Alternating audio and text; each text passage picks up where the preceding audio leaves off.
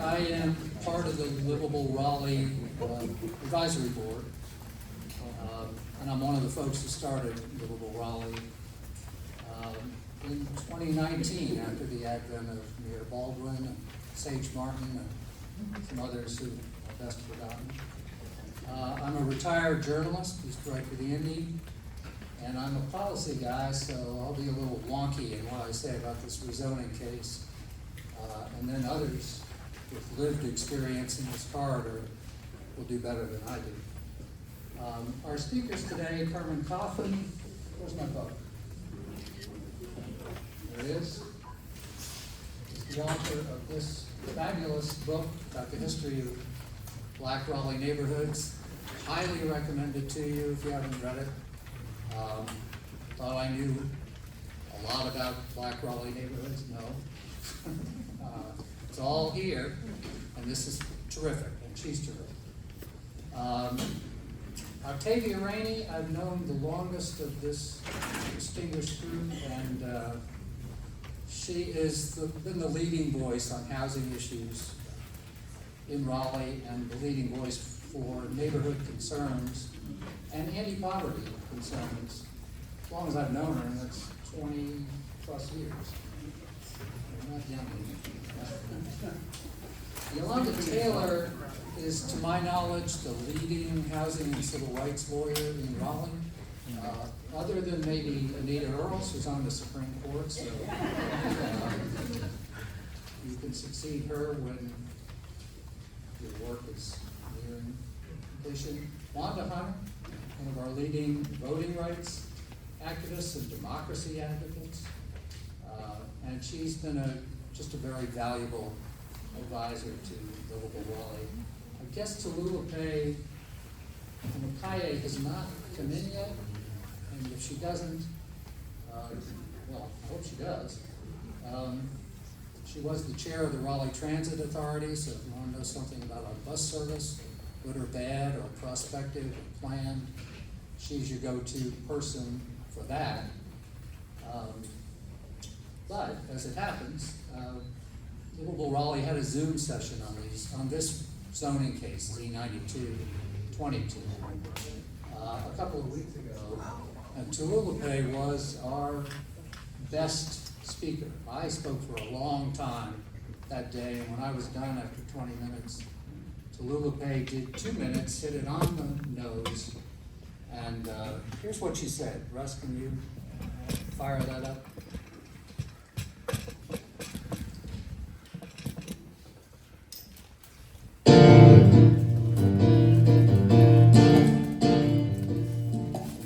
Thank you all for having me around this very important conversation. My name is Tallulah Pay Omokaye. I am the chair of the Raleigh Transit Authority. I've been on the Transit Authority since 2016. Transportation is important, but it's also often systemically used to disenfranchise the same people that it's supposed to be serving.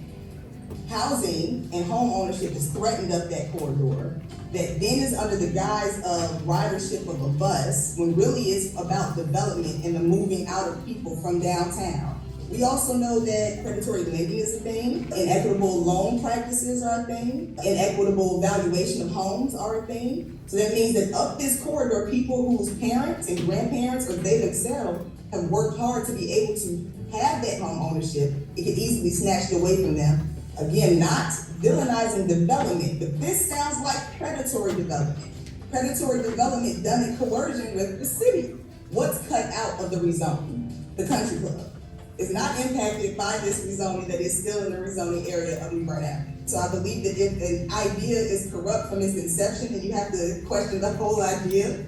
When we're talking about what the future of Raleigh is, we have to think about and making sure that transit is sustainable and responsible, and development that goes along with that should support the people who are historically in that area. Why is it now we're being told, no, what you really need are coffee houses and boutiques? What this really needs to look like is North Hills. Well, then where does that leave us? What it feels like is Raleigh is trying to become an exclusive city that buses in its workers on a bus rapid transit and buses them out because they can't afford to live in the city anymore. What it feels like is we've been hoodwinked in a lot of ways, all of us, just because it's taken us a long time to make a bad decision does not mean we need to continue to dedicate time to that bad decision. I don't mean to get on the soapbox. I'm just telling you how we can say things are about one thing, but we have to look at what's really going on here in this city. And then we have to be honest with ourselves about how true we are to what we want the city of Raleigh to look like in the next 5, 10, 15 years.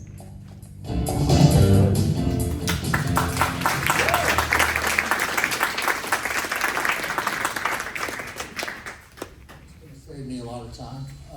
That was great. So, well, I guess that's me. Before I start, I want to thank city council members who have met with Livable Raleigh over the last week and a half. Mary Black, Christina Jones, Jane Harrison, Megan Patton, Stormy Ford, most recently, and Corey Branch, who is here. Is Jonathan Melton here as well? Not yet. No, okay. Well, said he was coming. Yep.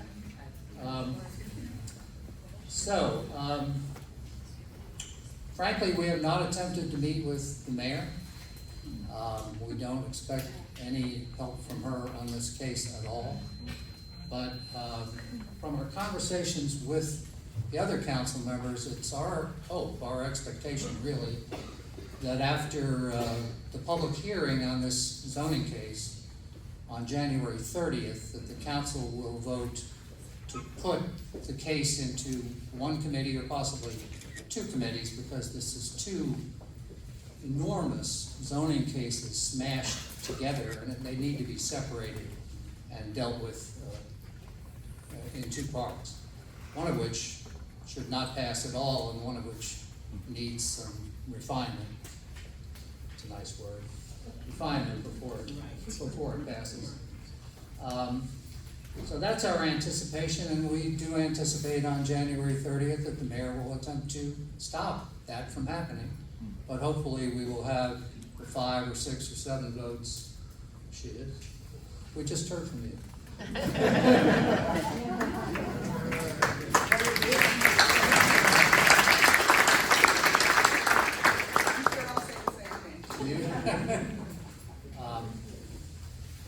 So anyway, 1 or 2 more introductions. Terrence Ruth, who ran for mayor.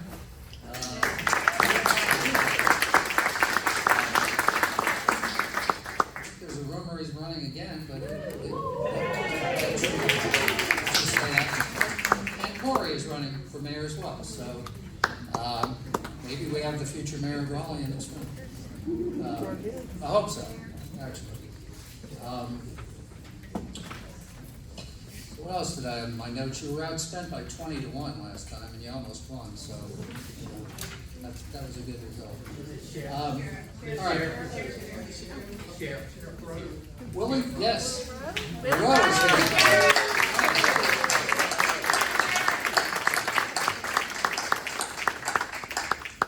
I've known Willie almost as long as I've known you, but not as quick.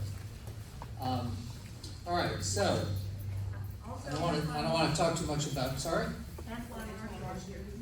And what are you running for, Antoine? State House, House District 33. All right.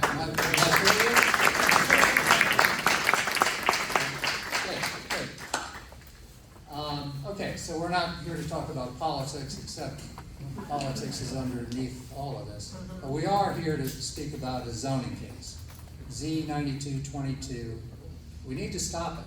If we don't, it's a wrecking ball headed for the New Bern Avenue corridor. Amen. And thank you. And the genesis of this zoning case is the bus rapid transit system that is now newly under construction on New Bern Avenue. BRT should, first of all, BRT is dedicated bus lanes for buses so that they don't get caught in traffic. It's a better and more frequent service. This corridor already has the highest ridership of any bus corridor in the city. So this was supposed to be an enhancement to that service for the people who already ride it. It wasn't supposed to push people out of the corridor. And I'm afraid that while bus rapid transit by itself would be an enhancement for service, Z92 would make it the opposite of that.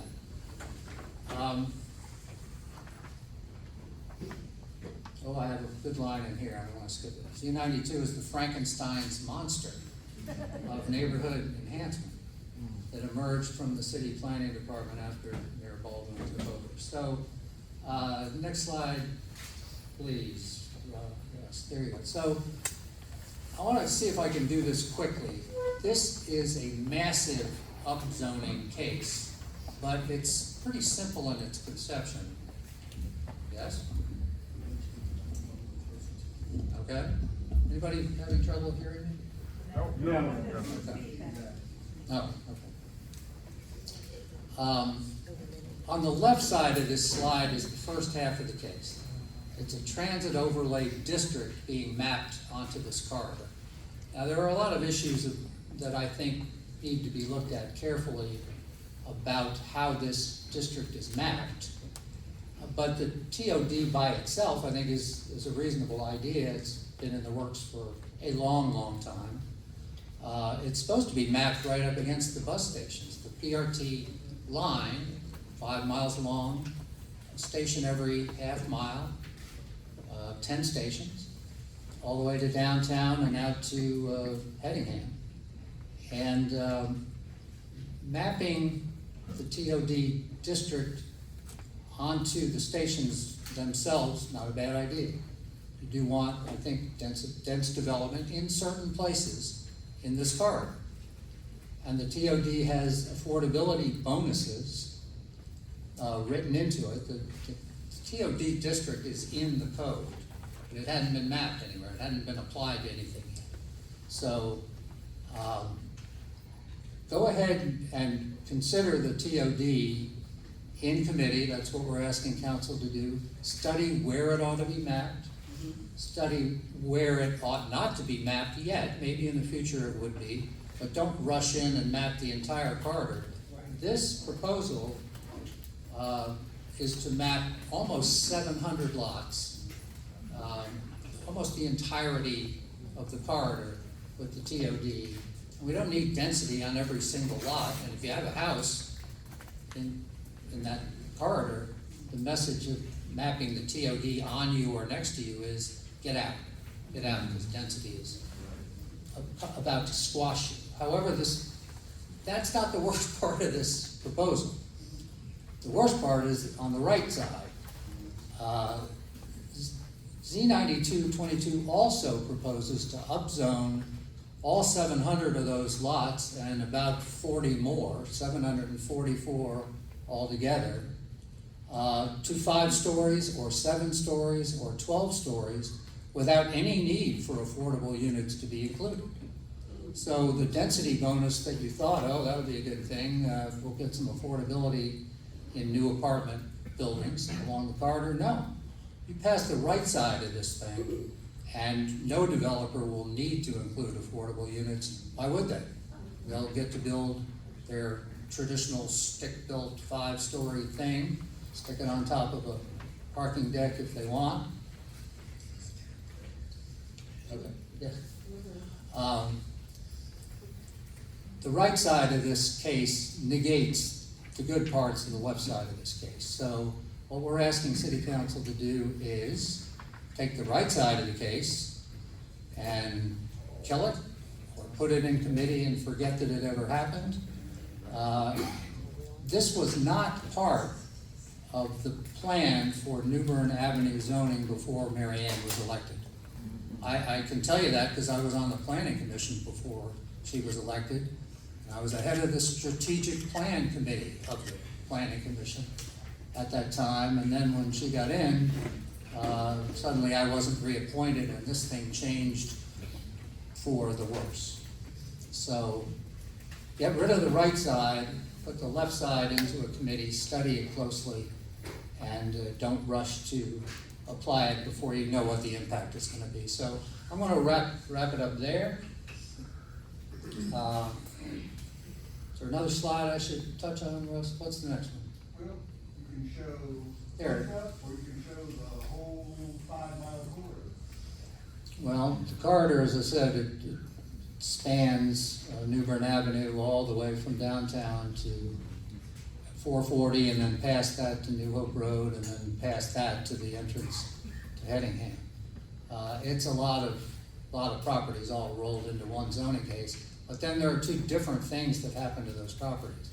One is the TOD mapping, which has its own impacts, and you need to be careful with those. But at least it has density bonuses in it for affordable housing inclusion, and then the right side just obliterates the left side. So be careful with the first, get rid of the second. There it is. That's our proposal.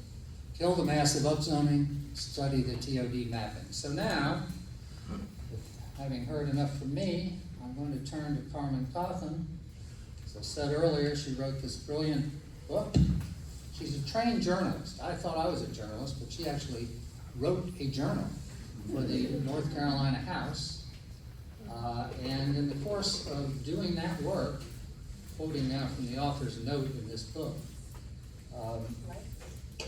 well, first I'll quote page 227 in this book. Raleigh's black neighborhoods were created on the southeast side of the city to keep black people from living where the white people lived. Well, duh.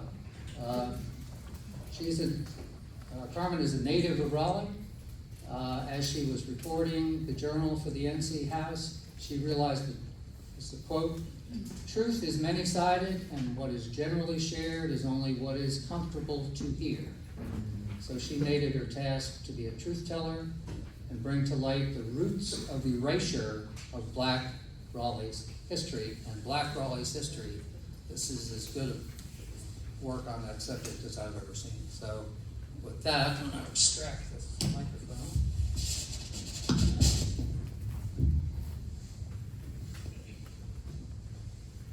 And it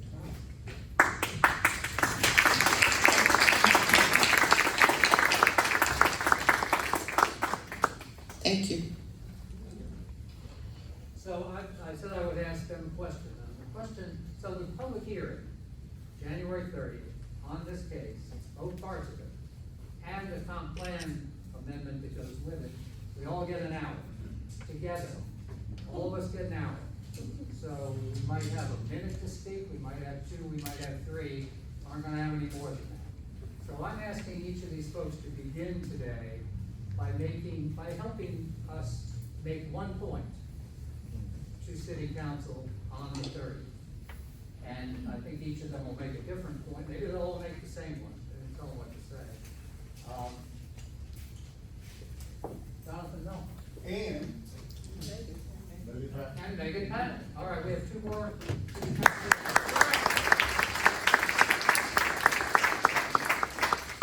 So Carmen, 1 point, and in 2 or 3 minutes, or 4. That someone here should make the city council. There we have 2 minutes right there. Thank you for phrasing it that way, because I left here and something dawned on me. But quickly, I want to share this slide with you. These are the issues that we have in Southeast Raleigh today. There's flooding. It's terrible. And suddenly, in the last 3 years, even though this flooding has been going on for all my life, and I'm only 64, they're suddenly studying it to figure out what to do. When that happened in the white neighborhood, they fixed it.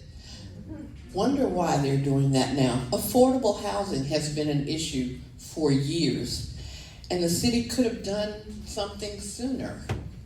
Why now? People in South Raleigh have had to walk streets with crazy traffic forever. Why is walkability important now? We already do that. Bus routes have caused people to have to travel for hours each way to get to work and to get home. So why is bus rapid transit important now? Next slide. For those of you who don't know, beyond the Red Hat Amphitheater, between the Red Hat Amphitheater and Washington High School, when my father went there, and Washington Elementary School today, was a community that was called 4th Ward. How many of you know about 4th Ward? That's a good number. 4th Ward was wiped out by the Raleigh Redevelopment Commission that was started in 1958. They took out Smoky Hollow first. But Fourth Ward was wiped out in order to build the Dawson-McDowell connector that we drive on today. And they already knew they were going to do it in the 50s. They got federal money to do it. What's Bus Rapid Transit being built with? Federal dollars. So for me, the history that we had affects the future and what's coming. And we're just part of the present. But how many of you have heard of something called Destination 2028? Oh, I'm sorry to say that there aren't very many of you have heard of that. So in 2015, there was a group of people in the city convened to come up with the big idea of what Raleigh should look like. How many of you were involved in that? Oh, okay. Well, it was convened by the head of the planning commission, and the mayor was actually on the council at the time. And there were probably 100 and some people who were involved in this convening. And there is a book called the Big Idea Book, and it has all kinds of wonderful pictures and plans in it. And in 2018, the Raleigh Chamber commissioned a study. They got consultants to come up with a study and come up with the plan that we now call Destination 2028. We are 5 years into that plan, and we are 5 years away, excuse me, from 2028. That plan is to make Raleigh and Wake County a destination. Do you know what you have to have for a destination? You need a stadium. You need a hotel that will hold at least 400 bedrooms. You need a large convention center. See this right here? In February, it was announced at the Wake County Commissioners meeting that the convention center was going to expand. The hotel is now 500 bedroom hotel. And the Red Hat Amphitheater is going to be moved back into Fourth Ward. Does this start to sound like a plan to y'all? Does it sound like a plan that you didn't know anything about? That's the base. You have to know the history in order to figure out what they're doing in the present. And this is what people do not know. And when I go around and I talk about affordable housing, economics, the black community, all the things that Tolulope said are important. But the other important thing is to know who was at the table creating the plan ahead of time. And nobody in this room was at that table. Question that. Question that. They need to know that you know what they know. And if there are council members in here who didn't know that this was part of the plan, go do your homework. If you need to find out where to find these plans, because Lord knows I had to dig, I had to beg people to please find this thing and send it to me. That's more important overall than the BRT and all these other things. Why are they cleaning up downtown Raleigh? Why are they cleaning up Southeast Raleigh? It's for people who don't even live here. Bus ridership has gone down since people have started being moved out of this area. The new apartment complexes in Raleigh are on the corridors. They're the hotels. They're the places that you hear about that you don't have any tenant landlord laws because they're hotels. So you can put somebody out in a heartbeat. And we hear the fire department will show up and close down a hotel because the manager complained of some violation. And they don't have to give those people any kind of time to get out. We just shut it down. It's not right. And these are the people who have been the backbone of our city for years. And if you haven't gotten your letter in the mail telling you if you own a house, what your revaluation is, I went and looked Wednesday. I bought my house in Oberlin. Now I'm just going to tell y'all the truth. I don't live there anymore. I left my husband. moved over here to Southeast Raleigh. But the house, we just sold it, we're closing this week. We bought our house in 2000. The tax value was $65,000 in Oberlin.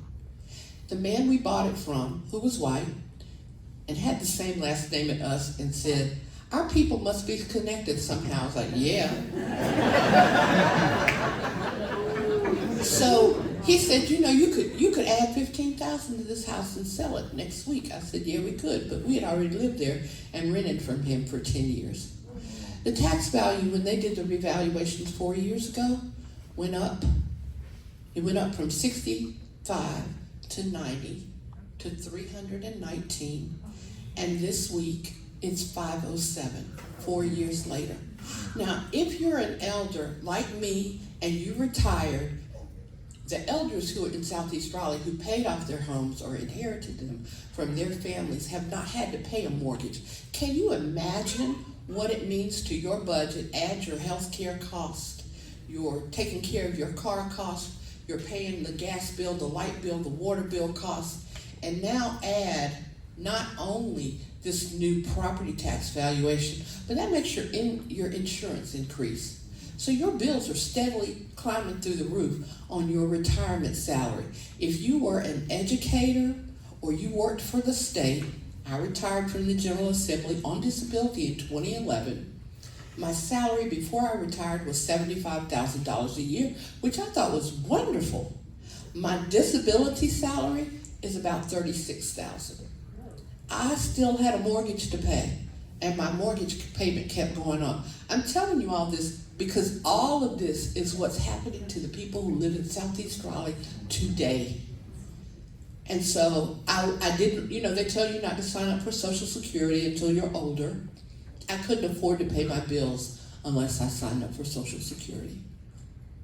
And now I can pay off all of what I had to borrow once the house sells, so I can buy a car.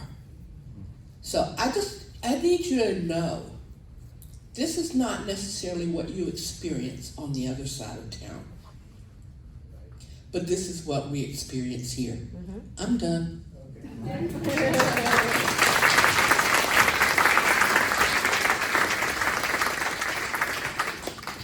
All right, so I'm going to introduce Octavia Rainey now, and I'm going to do it by saying that I'm proud to be a friend of hers. I've been for a long time. She pointed out to me a story that I wrote for the Indian. What year was that? 2007. 2007. BRT had just been dreamed up. Yes. And I called Octavia and I said, "I want to do a story on this BRT thing. I'm going to do all 4 corridors, and I'd like you to be the person who speaks to the idea of BRT on the New Bern corridor." I said, "I think it's going to be a great idea." And Octavia said to me, "No, it isn't.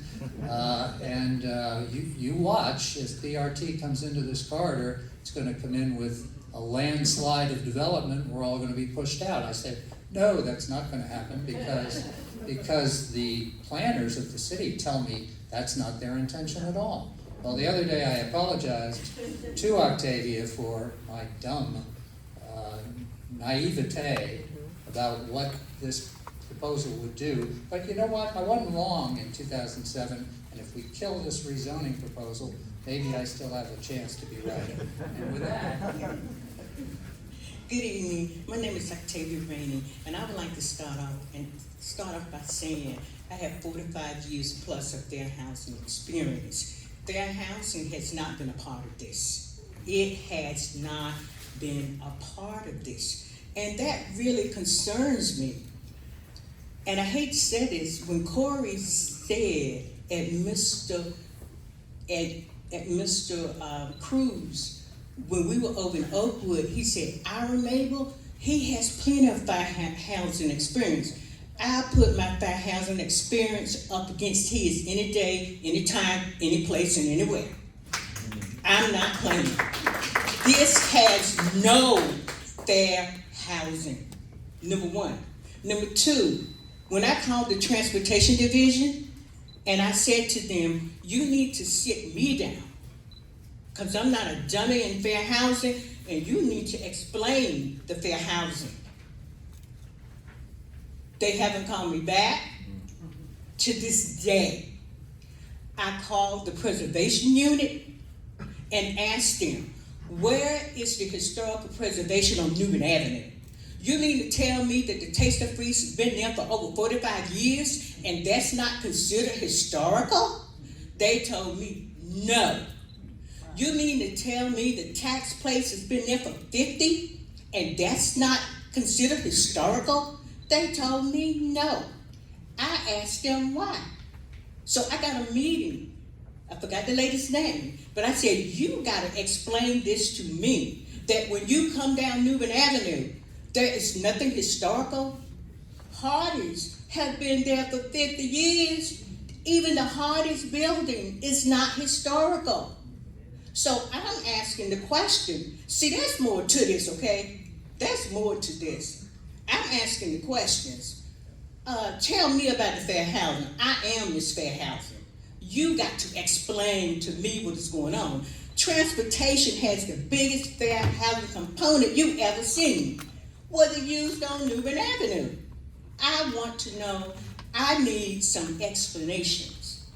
Today, I have asked some of my friends to come out because they was with me in the journey of working on Newman Avenue. I have been the chair of the Wachovia Bank Newman Avenue Rehabilitation. The city of Raleigh said, we're not ready to do that yet. Lawrence Ray said, Octavia, you need to stop bugging us. I have been the chair of the SunTrust Southeast Raleigh redevelopment on Newman Avenue. Lawrence Ray again, Eileen Brazil again said, Octavia, you need to stop bugging us because we are not going to do that. We are not ready. In the meantime, I got to address the crime because I'm sick of people telling me about the crime on Newman Avenue. When we went forward and launched a campaign to bear, not to sell 20 ounces, 30 ounces, 40 ounces, and 50 ounces of malt liquor, do you think we got any support from the city? Absolutely not. When we went to bear drug paraphernalia from being sold on the corridor, do you think we got any help from the city? Absolutely not. Sexual paraphernalia, do you think we got any help from the city? Absolutely not. We had plans for that corridor. So like I told Bob, I am emotional because you're talking about 40 years of my life being spent on that corridor, and I brought my friends here to back me, and the city didn't lift a finger, not one finger. So you let the corridor come down. You let it come down. You didn't do anything. I even went to the Attorney General. I said, what is your stand on this malt liquor, sexual paraphernalia, drug paraphernalia being sold on the corridor? The young guys hanging around the stores. What are you going to do on Newman Avenue? I said, because if it continues, it's going to be some problems on Newman Avenue. And that was the Newman Avenue Mini Market, and that was Zach's. And the guy that owned the Newman Avenue Mini Market during the time, he worked for the Attorney General. I thought that was a conflict of interest with me even approaching them, with me and my group setting up meetings. So I have to address the crime. I have to, because I'm going to tell you something. What happened on that corridor should have never, ever happened. If the city had worked with us, we even addressed the EBT. And we even told them they aren't selling the requirements of EBT, giving them room to come in. Do you think they came into the door?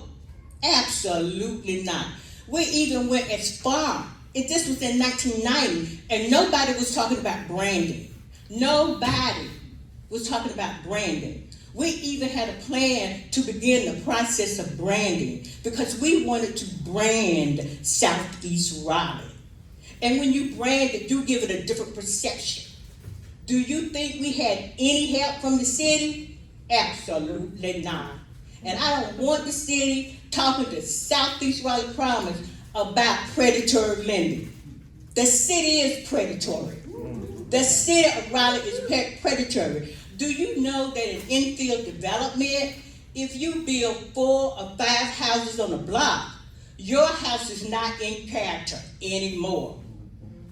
And they haven't changed that to this day. The assistant deputy manager even said the city of Raleigh is under no obligation to do 30% of the AMI. But I challenged her on that. I said, I beg your pardon. You can't tell people who filled out their census form for housing that now you're not going to do it.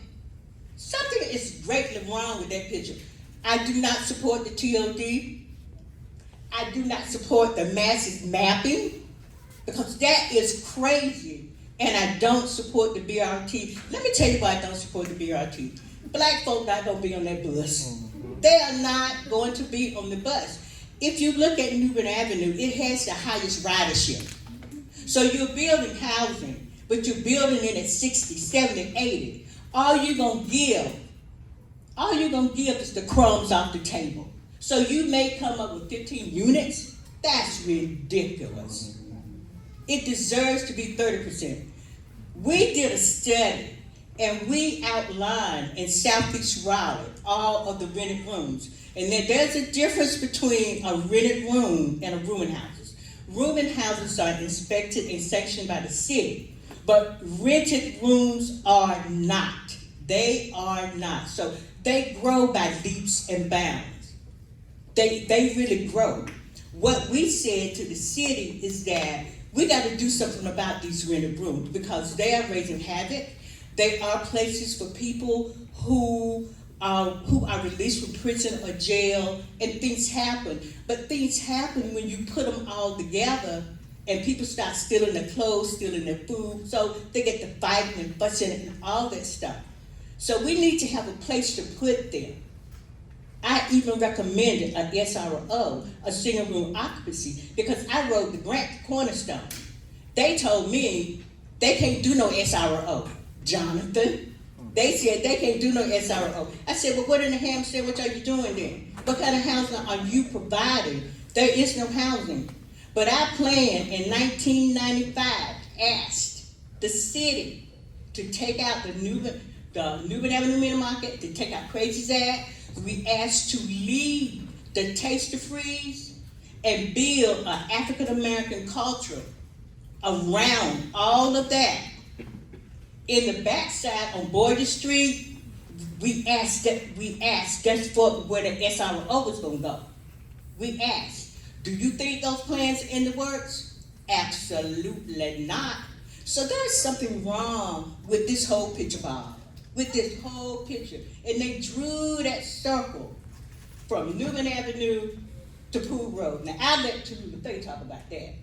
But it's the point. And then, I'm gonna close out, but I gotta say it.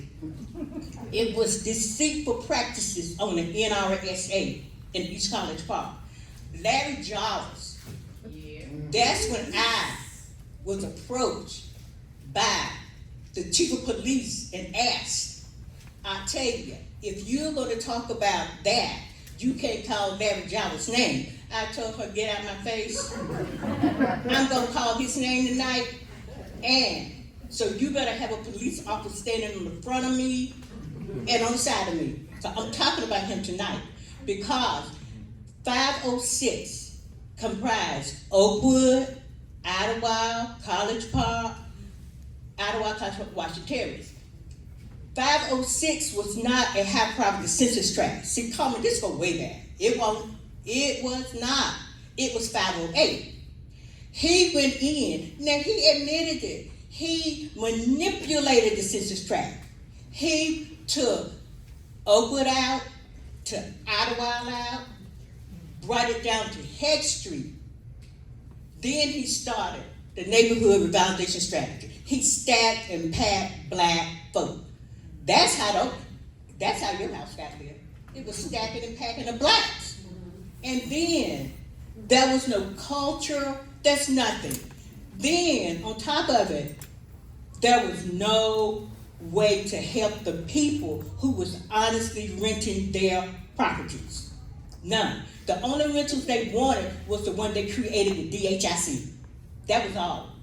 So you tell me, and a lot of things went wrong in our SA that's not even talked about. That's not even talked about. But I'm saying this to you, that when you come to Newman Avenue, it's all a plan. It fits in with the bigger picture.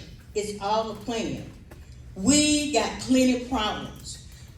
In Idlewild, we got the corner of State Street and Oakwood Avenue, a major vast development coming. Major. Do you think we heard from the planning department about that? It's all a plan, Bob. It's all a plan. Black people are not wanted. They are not wanted. Only a selected few. That is it. We are not wanted, and the mayor knows that. I don't see how she go to any Black History programs. I really don't. It bothers me.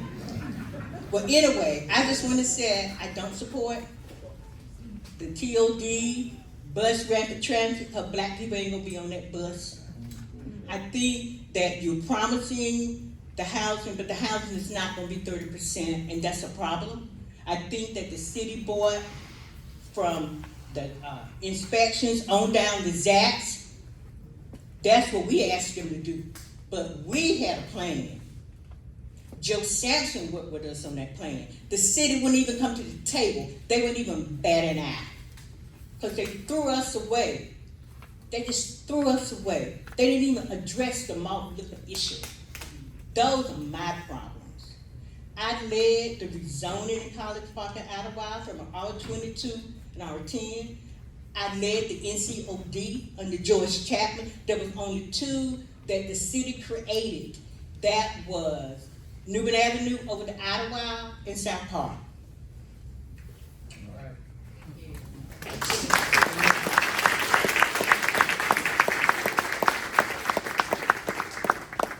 It's a lot to think about. I mean, it's an amazingly bad history, truthfully, of city policy with blinders on. All right, so our next speaker is, it's Yolanda Taylor, who is my friend, the civil rights attorney. Let me do a proper introduction of Yolanda. She was a legal aid attorney when I met her, and she has since gone on to fame and fortune as an adjunct professor of law at Wake Forest School of Law, and she now heads her own firm, Yolanda L. Taylor Law Firm, which is doing business as the Center for Community Law and Equity, and those are not just words. She is practicing what she preaches in the fields of housing justice, health equity, affordable housing, and community economic development law, and helping her students at Wake Forest understand that these are real things and not just something you read about in a book. So come around with this microphone.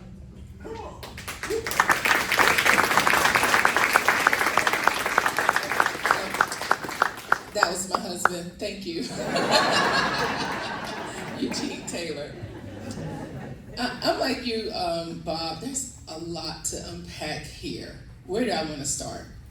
I guess I want to start with the fact that all that you talked about, Octavia, was intentional. When I first met you, I was a legal aid attorney. You were yelling at legal aid, I think. Yes, yeah. Legal aid wasn't doing what legal aid was supposed to do. And I remember, you were saying that they were land banking. They were land banking, so I do believe, and because of the work that I do across the state in communities like Southeast Raleigh, it's intentional. That plan for 2028 is intentional. The disinvestment is intentional. It's not a blind spot. That plan is basically to extract from Southeast Raleigh, East Raleigh in the future. And we see this plan unfolding.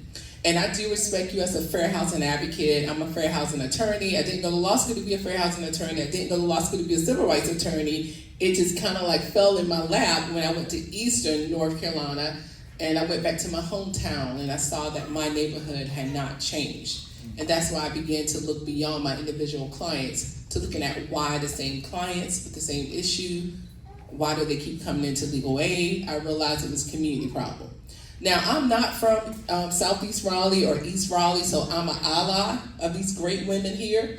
I live in Wake Forest, and so you may not live in Southeast Raleigh or East Raleigh, but you need to ask yourself this question: what do they want? You know, I've had people come to my community clients that live in historically marginalized communities, and they've said, what do you want? And I just want to say, they want what you want. They want to live, they want to thrive, they want health equity, they want to have access to their doctors, they want to have access to amenities, they want to be able to pass off legacies to their children, so their children can come back and see grandma's house. This is where we grew up at. They want the same thing you want. So I want to align your community issues with the community issues in Southeast Raleigh and East Raleigh.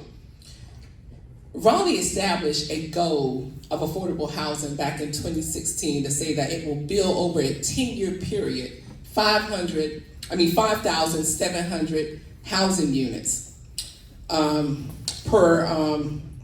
2026. Since that time, Raleigh's annual affordable housing report has admitted that it has not met its goal annually. I think there was one time I saw where it did meet its goal, and that was in 2019. It built like 790 units. But in 2022, it built 156 units. And in 2023, this last fiscal year report says that Raleigh built 411 affordable housing units. I don't know the details of that. Like Octavia said, affordability, what does that mean? You have to unpack that term. What's affordable to you may not be affordable to me. It's based on your income. And so we don't know what area median income these houses are being built at, but what I do know is that there's a huge deficit. So 5,700 units by the year of 2026, I mean, there's gonna be a lot of people waiting for housing. And the social issues are not stopping, they're being exacerbated. I rode down New Bern Avenue 2 weekends ago with my 10-year-old and my 12-year-old, and they saw things that kids shouldn't have to see, you know, on the corner because of the homelessness problem that has been exacerbated. And it may come for East Raleigh and Southeast Raleigh first, and when I say it, I'm talking about the economic pressure, but we know it's coming for all of us in the end. It is coming because growth is coming into this city at a rapid rate. And as it relates to fair housing, because I am a fair housing attorney, and I know you wanted me to land a plane around fair housing and some other legal issues that I see here, urban design is not neutral. Urban design is not neutral.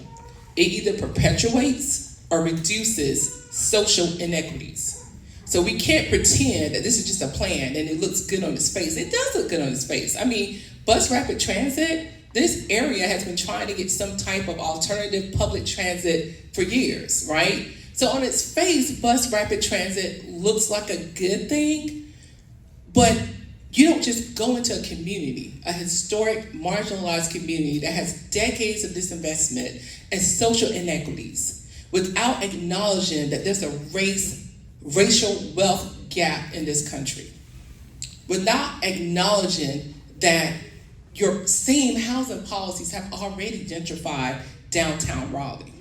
It's been reported by the News and Observer, WRAL, CBS 17, all news and media have documented this atrocity. And the same way the Redevelopment Commission did in the 1930s, these slum clearance programs, this history is set to repeat unless you embed equity in the process and equity in the outcome. What will be the outcome of building the bus rapid transit? You can't just randomly say we're going to acquire this property and we're going to put affordable housing here. You're going to have to do this with surgical precision because you're coming into a community that's experiencing vulnerabilities and social inequities. And so with fair housing is not housing choice. I hear that a lot. We're trying to provide housing choice. Housing choice, like I did a video, right? Like you're on the Oprah Winfrey show back in the day.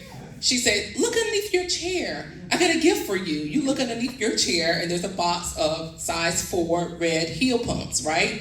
Do you want that? I mean, when you want the size 4 red heel pumps, You know, somebody here might, I don't wear a size 4, it wouldn't do nothing for me, but you all got the same thing, that's equality, right? You should be happy. That's not equity.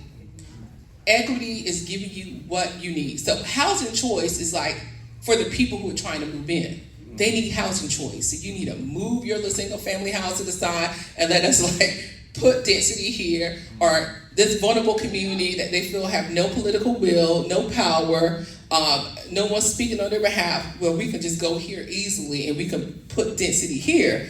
And that's Mary Ann. She believes in housing choice, and I always say, you need to get out of here with that. There is no housing choice. But Yeah, housing choice is not fair housing. What is fair housing? Well, King fought for the 1968 Fair Housing Act because he realized that voter rights was great, but he realized that economic justice and economic opportunity was the next way to move forward in this country for everyone. He himself experienced living in the slums of Chicago.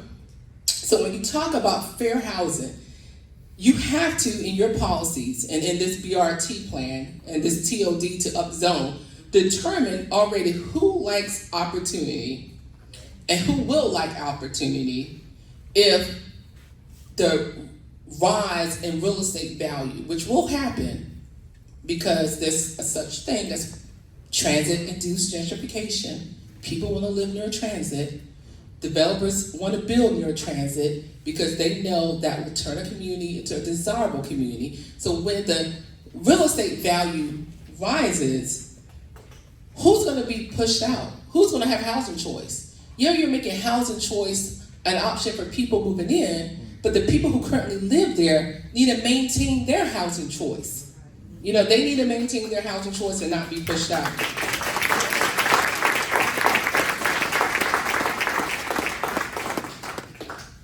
And so that's what the mayor, if you're saying, what I did see her on WRAL saying, gentrification is good and bad.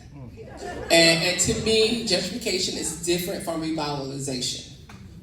You know, gentrification is mass displacement. That has already happened on Jones Street, that's happening on Bragg Street, that's happening on Bloodsworth Street, that's happened downtown. So why would not Octavia and these amazing women here feel like it's not coming down New Bern Avenue? Any logical person will think that and believe that it's going right across Tarboro Street and it's heading this way.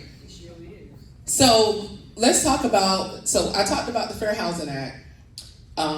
Raleigh receives certain federal HUD dollars, and along with that comes a mandate, and that mandate is to affirmatively further fair housing. So if you want to talk about fair housing at the next city council meeting, you can, because HUD dollars, CDBG dollars, home dollars, all those dollars come with a federal mandate to affirmatively further fair housing choice. Fair housing choice, not housing choice. you need to tell them, the city of Raleigh don't even enforce the Fair Housing Act itself.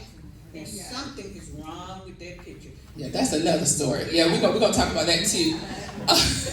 But yeah, so the mandate to affirmatively further fair housing means that you can't be passive about it. You can't say, oh, the developers are doing it. They are building luxury housing. It's not us, it's the developers. The city cannot be passive about that mandate because HUD wants to see what are you doing to address the disparities in housing opportunity and housing access. You can't have our hands off, we're not doing anything. Okay, and so that's one of the things, and I do believe that gentrification is a violation of the Federal Fair Housing Act. The goal, the end goal of it was to end racial housing segregation. I've heard the mayor say, and other people say, well, this is integration. New people are coming in, this is integration. We're doing what the Fair Housing Act says. This is housing integration when people are being pushed out. All you're doing is moving a concentrated area of poverty, which is a fair housing violation. A racially ethnic concentrated area of poverty is a fair housing violation.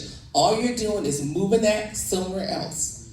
That's not adherent to the spirit of the Fair Housing Act. And there's a new rule under the Biden administration that has added more teeth to the affirmatively further fair housing rule. There's going to be equity plans that the city's going to have to submit every 5 years in order to maintain its federal funding. And in that equity plan, they are going to have to do these things I said. They're going to have to determine who lacks access to opportunity and address any inequity among protected classes. And that's why I like the Federal Housing Act, because I can talk about race. Race is a protected class. I can talk about age. Age is a protected class. Disability, familial status, color, religion, national origin, all these things, these protected classes, they're going to have to say, and they can't say, well, the developers caused this. Because if they do, I almost say I have a lawsuit teed up. You cannot do that. And you have to talk about how you're going to promote integration and reduce segregation, and how are you going to transform racially or ethnically concentrated areas of poverty into areas of opportunity. So if this area is already a racially, ethnically concentrated area of poverty, what are we doing to transform that into an area of opportunity that does not discriminate against those protected groups? So if you transform into an area of opportunity, but Black people, disabled people,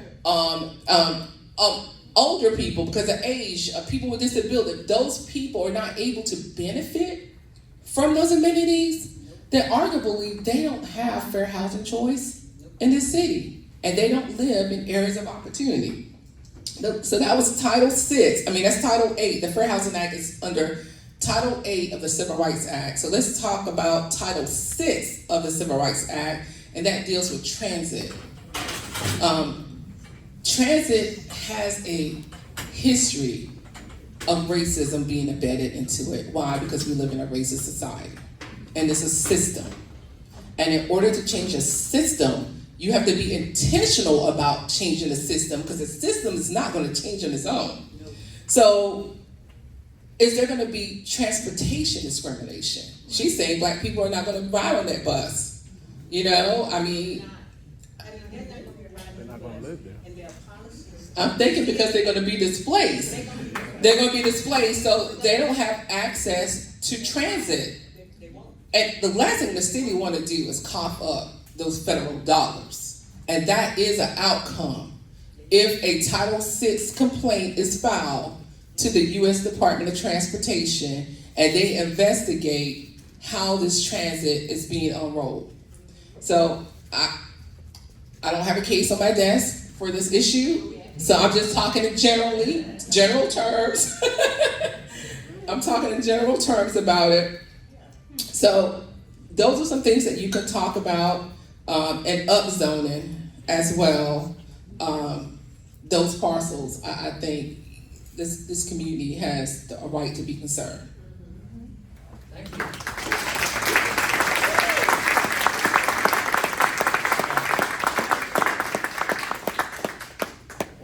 That's, yeah.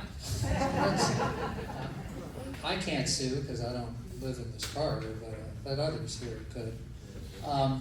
Wanda Hunter is next in the batting order, and I'm going to ask her, I'm going to be unfair to her, I'm going to ask her to be brief, because I do want to open to questions and answers, and then you can all ask Wanda a little bit first.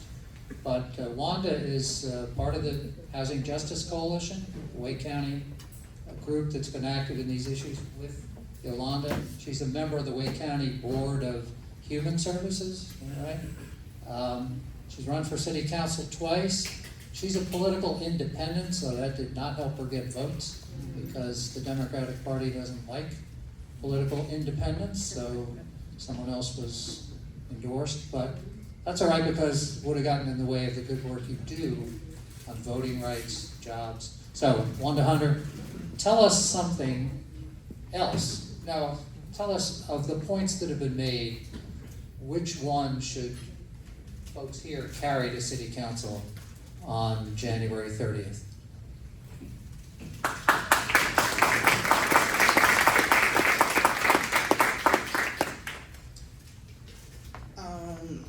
So Bob, I would start with a quote that says, change happens at the speed of trust. Trust. Okay.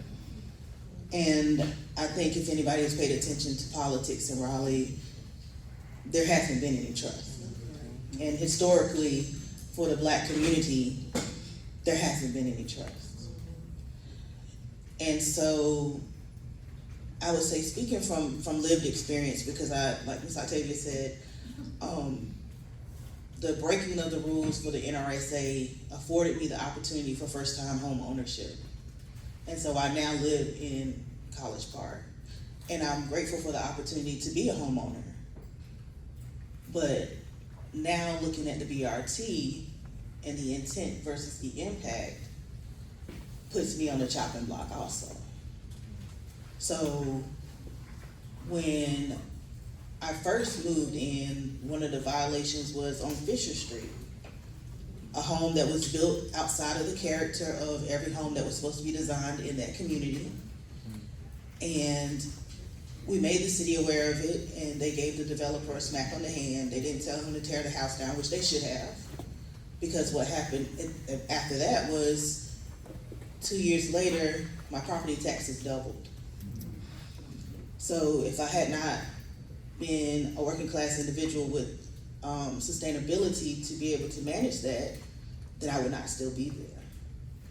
And in this particular area with building houses, Habitat pulled out because they knew that their clientele would not be able to withstand the tax implications that would be coming along the line because of their clientele and who they serve. And so right now, those lots sit empty because Habitat pulled out because they knew that their clientele would not be able to live in this community because it was not afforded for them. But the city advertised this as affordable housing. They advertised it as an opportunity for first-time home ownership. They advertised it as an opportunity for generational wealth. And when breaking the NRSA and a lot of the fair housing rules, they did not do their justice to the people who lived there prior to. And as Ms. Octavia has said, and I'm a native of Raleigh, the city has been land banking on this area for a very long time. I don't have as much extensive history as Ms. Carmen and Ms. Octavia because I'm a little younger than them. But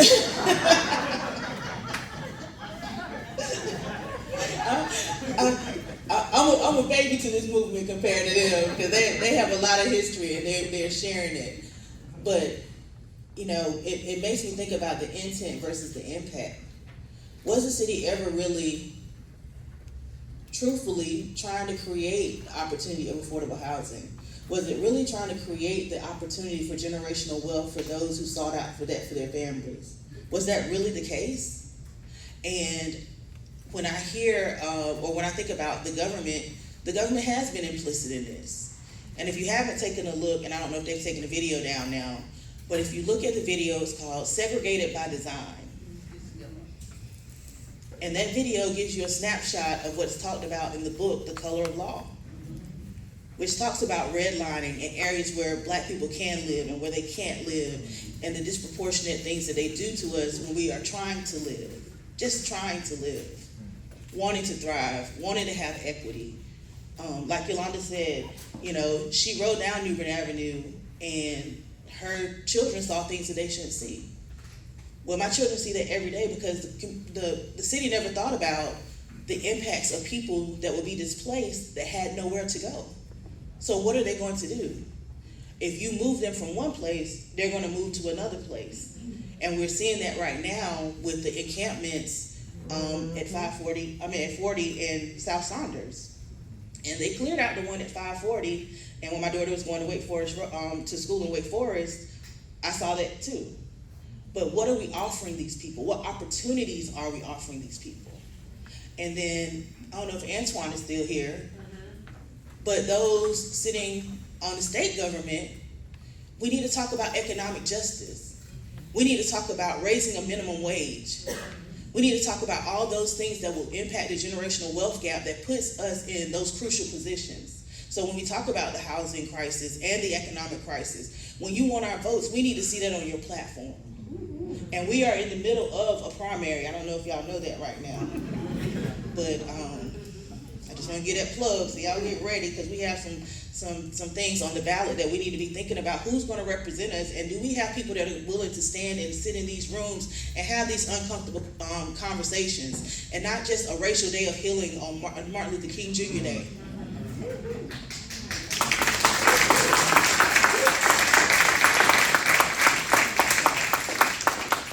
And when we have all of these racial day of healing symbolistic meetings, and we go back to our comfort zones, what does racial healing mean? What are the steps that we have to take? You know, that with racial healing, it's going to take some power shifts and some economic shifts, because you have to make other people feel comfortable. And so I hope that everybody is feeling a little bit uncomfortable right now, because it's an uncomfortable topic and people don't want to talk about it. But we have to talk about these things, and not just on Martin Luther King Jr. Day, but every day. What is my neighbor feeling? How does my neighbor feel? Is my neighbor comfortable with living where they are? Do I know my neighbor? You know, I've seen people, when I pull up to drive into my driveway, and I'm like giving them the courtesy of walking down the street, and they stand in the middle of my driveway looking at me like, what is she waiting on? I'm like, well, I want to go home, but you know, you're walking your dog in the middle of my driveway, but I'm trying to let you, if I'd have pulled up, then you know, you'd have had a fit because I pulled into my driveway. Mm-hmm. But I've seen that a million times, and it's like, let's know who our neighbors are. And like Ms. Octavia said, not let 5 and 6 houses that are built on a block where there's been a house there for 50 years not be in the neighborhood, not be in the concept or what the neighborhood is supposed to look like. Let's stop pushing people out. I have an elderly person that lives in the corner of my neighborhood. She's been there since the 90s, and she's 70 plus years old. So when I got my tax valuation in the mail, Karma, and yeah, that, you know, I can imagine on a fixed income what that looks like. But now we're toppling this with this BRT and this upzoning, and we know what's going to happen. And as Bob said, that if they do this upzoning now Newbern Avenue, and I've already seen where the Carver Street store used to be, it looks like they're putting a brewery right there already. Another brewery. Well, all that we need right now, yeah, another brewery. But there are going to be apartment complexes that then put the housing, the single family houses, in a deficit of natural light. Because you're talking about 5 to 7 stories. Who wants to live in the shadow of somebody else? And so, you know, and now with the Raleigh Chamber, their meetings are about the safety of the businesses. So the last meeting they had was about the safety of the businesses. And my question was, well, how invested are you about the safety of the residents in this area?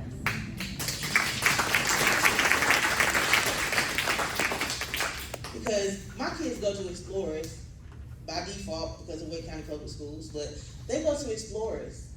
And my daughter, they walk to the library, and I said, well, which library are you going to? And she says, the library where the crackheads are.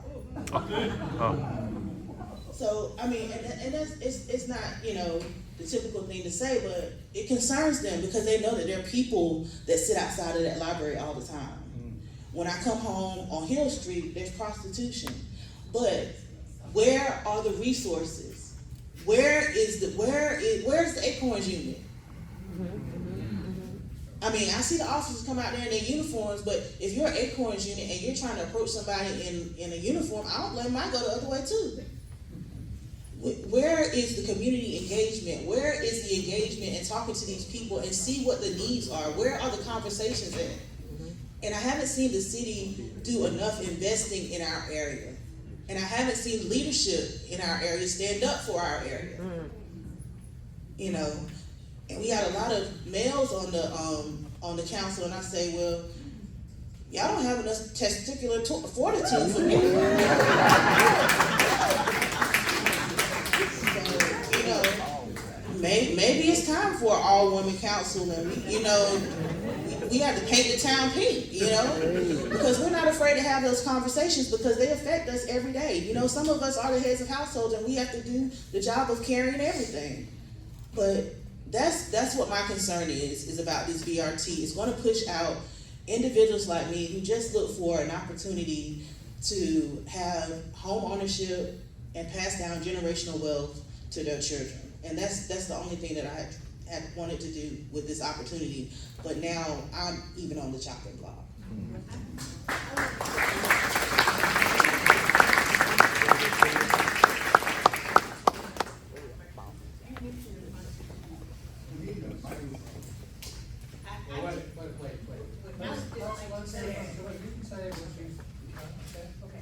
So, I'm gonna project here, Tulupe Mukaye is an MBA from Meredith College. Is the founder and CEO of Evolve Mentoring, which teaches youth and young adults life skills like financial management, entrepreneurship, personal health, and social responsibility. She is also the first woman and the first person of color to be the head chair of the Raleigh Transit Authority. A lot of experience with that. A lot of experience with the BRT, and I will ask you, what should we think about the BRT? Oh my goodness.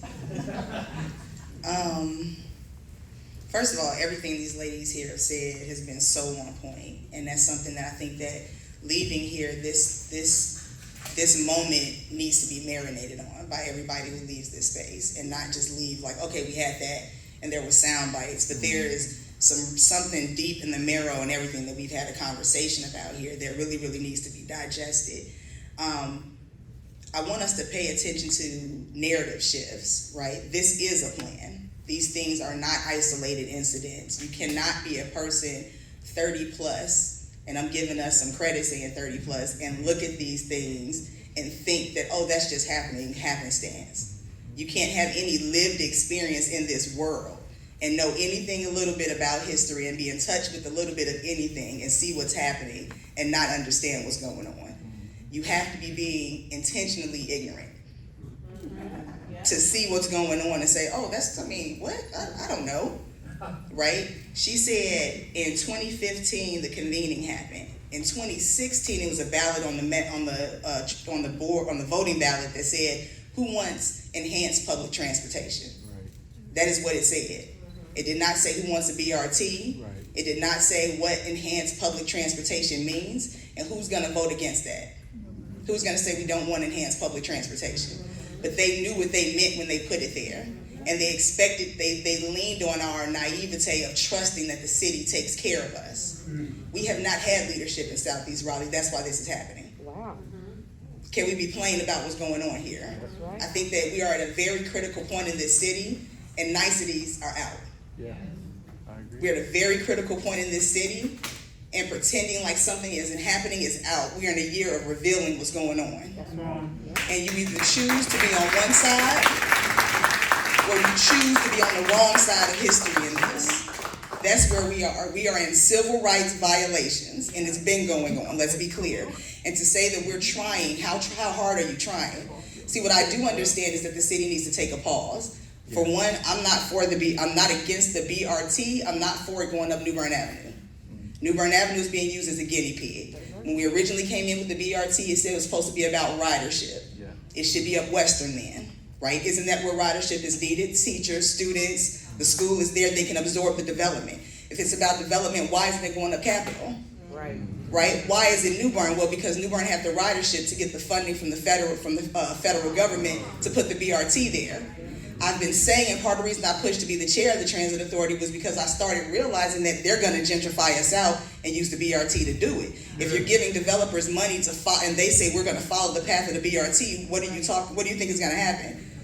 And if it's good enough for Southeast Raleigh, why isn't it good enough for North Raleigh? Let's ask the question here. How many of you who don't live in Southeast Raleigh would be okay with this happening in your community?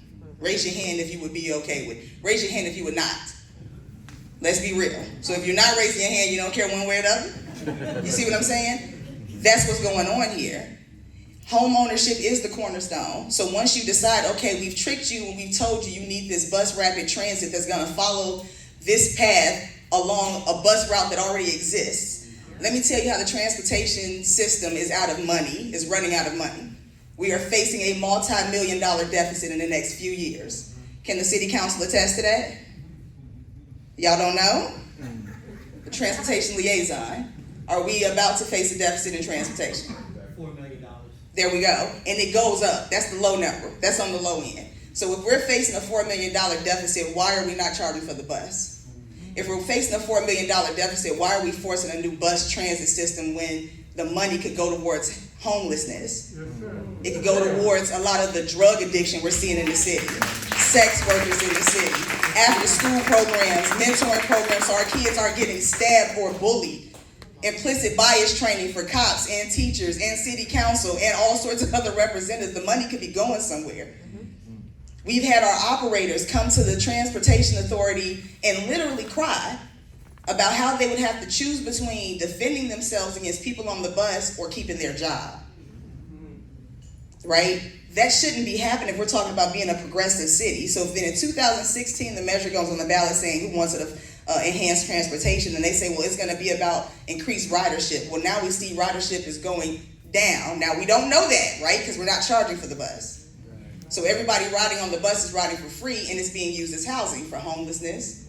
People with mental health issues are riding on the bus. And though we don't charge much for our transportation system, that micro barrier is enough to keep our operators safe. And they've been asking for help for years. Nobody has come to help them, not the city council. They have had nothing. We have had no leadership really, like, to help us in Southeast Raleigh to fend for what we need. We have had no leadership in Southeast Raleigh to fend for what we need. We would not be in this position. You would not have to have city and community members screaming and not hearing it the other way if we had our leadership sitting there saying, hey, this is what needs to happen. Part of the problem is we're saying, well, what's going to have to happen in Southeast Raleigh for affordable housing? Isn't that a city issue? Right. Shouldn't there be density everywhere? Or are you not going to cut off some people light, but you cool to cut off others? Are you willing to take away some people's opportunity to have single family homes and build that cornerstone for home ownership and preserve others? Because what we see is oftentimes when people say they want to build equity and equitability, they find spaces for white fragility. Can we talk about that? And if we're all allies in this room, then that's okay if we're uncomfortable, because the uncomfortable space, that sticky stuff, is where we get to the solutions. If we're all sitting here being nice and having pleasantries, nothing is going to move. This is the capital. This is the capital. Shouldn't we be setting the standard for what goes on? Don't we have the opportunity to be a beacon for the rest of the state? We have an opportunity, and if development is coming here, then don't we have the power, or do they have the power? Because it's coming, right? We're not stopping it. So can't the city put requirements around it? Can't they say, hey, you can't have but so many Airbnbs? Can't they say, hey, you're going to have to make some agreements with the community if you're going to put in here? Can't they say, hey, no, we're not really going to use AMI. We're going to put the energy in to figure out an actual way to measure affordability, because if we're increasing the income in the area, then the AMI is going to increase. And that means that the people who live here are still going to be able to live here because they are not privy to those jobs. Isn't that the case? And if we're sitting here saying that the city has resources, then where are they? Where are they? And why aren't we getting street lights and bike lanes before white people want to move in? Now, making this race is not racial. It's only racial on the face. Let's be clear, because it's meant to be divisive. This is not about race, it's about frequency. And understand that everybody is vulnerable. Because see, they came for the blacks, and I said nothing. Right? Then they came for the elderly, and I said nothing. But when all these places are coming in and they need a place to go, they're going to come for you too. They're going to just make you feel comfortable doing it to us first.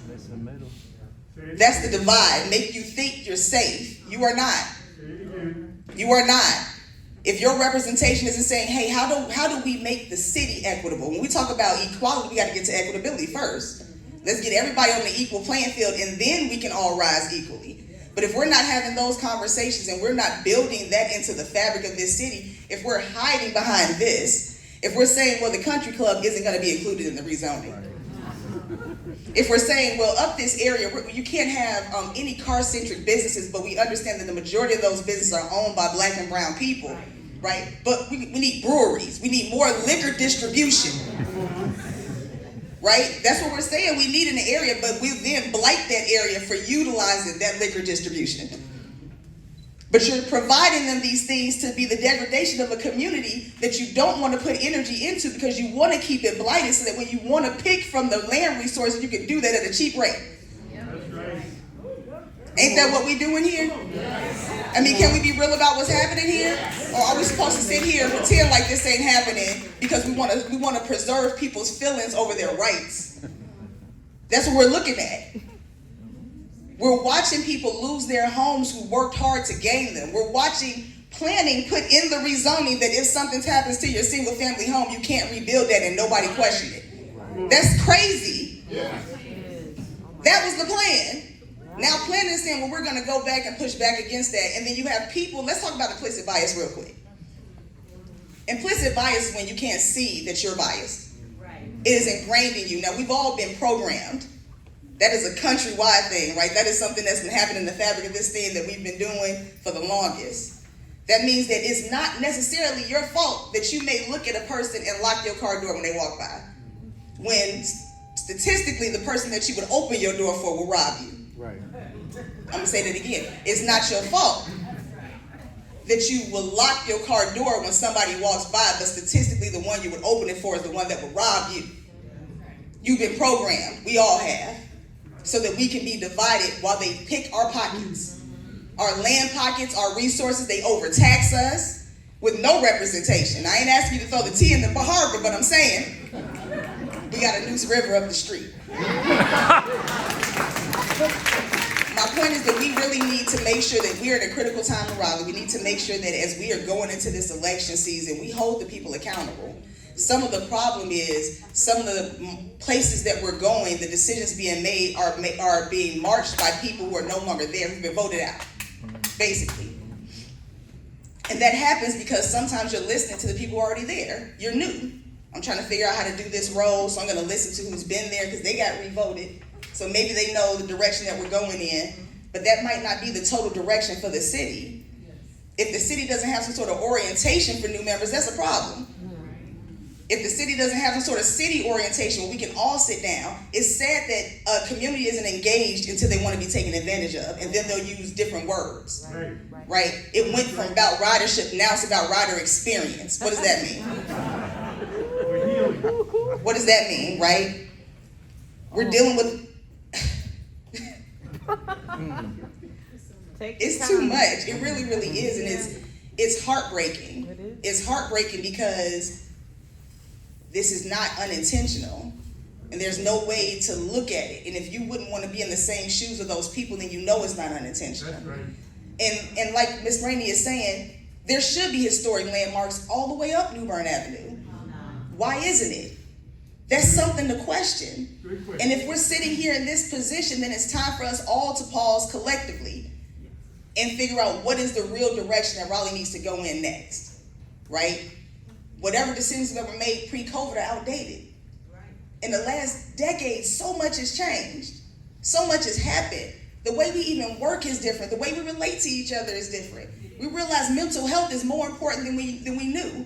And what we're facing in this area up the New Bern Avenue corridor is often a population of people who haven't had the opportunity to be removed from the trauma of being broke. Being broke and then being, you know what I'm saying? Let's add to it. We're compounding interest here. They went in, and Ira Mabel said it at a meeting.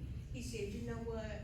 We're not gonna stop the small cars. We're gonna stop the bigger cars. And I said, well, isn't that driving while you're black? Basically, it wasn't there. And they put it in there. I mean, but you know, they dressed it up nicely. But what it boils down to is driving while you're black, walking while you're black, bicycling while you're black. Across the city, we have an issue with that, right? So we say African Americans make up, was it 32%, somewhere in there of the population, but we're over 50% of the people who encounter who have police encounters, right? That says something. That's citywide. Even when they did a study, what was it, the Twilight study, where they saw who they pulled over when they couldn't see at night, when they couldn't see who was driving, they were still disproportionately pulling over black women. Right. Like, the city has bigger fish to fry major issues, and we're being caught up in this over transportation is often been used. You can look at Highway 147 cutting through Black Wall Street in Durham. It's been used over and over and over again. Just because this is a bus and not a highway doesn't mean it's any different. They're gonna put in its own lane. It might as well be a highway. And we know that gentrification radiates. It's not gonna stay on that corridor. It's gonna radiate across the corridor, and this is all by design. Yes. This is all by design. So if we let this happen, if it happens, City Council let it happen. Exactly. We got 3 of them here now, or 4 of them here right now. That means they know what's going on. There is no, well, my district doesn't have the same concerns as District C. You are the city council. Yeah. And if District C's representation ain't piping up to concern, then he is putting more weight on y'all. It don't mean that District C does not get representation. That's right. It means the rest of the city council gotta carry the weight of the district that doesn't have it, because they're the city council. And ultimately, it's something that the great, I wanna quote the, I'm not gonna quote them.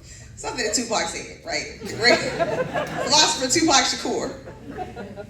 He said, when you start starving people, it starts off small. They say, we are hungry, please let us in. They'll sing to you, we are hungry, please let us in. But they see you, you open the door and you throwing salami around and sausage and you saying, we don't have no food, and you close their door. Then they knock and they being polite. Now the tune is changing. Now they, please let us in. Oh, we can't. They open the door, they close the salami, the sausages flying in the air, food in there. We're starving out here. That's what you're doing to District C, and eventually they picking your locks. Come on. Let's be serious about what we're talking about. Where do people go if they have no home and they're in no housing? That's right. They're gonna come to your house eventually. That's right. If you moving into District C and they take over here, they're gonna move next. Let's be clear, the problems that happen in one area will spread out. And you ain't gonna lock us in here. And I feel like the BRT is also to move us out, to bus us in to work and move us out. Because ultimately the long-term goal of Raleigh is to be an exclusive city. Where you can only live here if you're desirable. If you can afford to live in the city of Raleigh. So then we'll be in Garden, but now that's getting overpriced. Now we're in Knightdale, but that's getting overpriced. So then where do you send people? This is the city issue. You get what I'm saying? This is not one district's problem.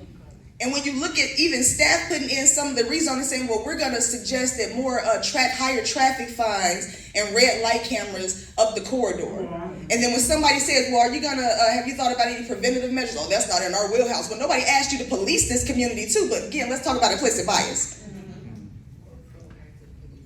You putting that in planning? Why is that even something that we're talking about? And if this is the minds that are creating this for this area, you have to rethink all of this. I'm sorry, that's all I have to say. Sorry about that.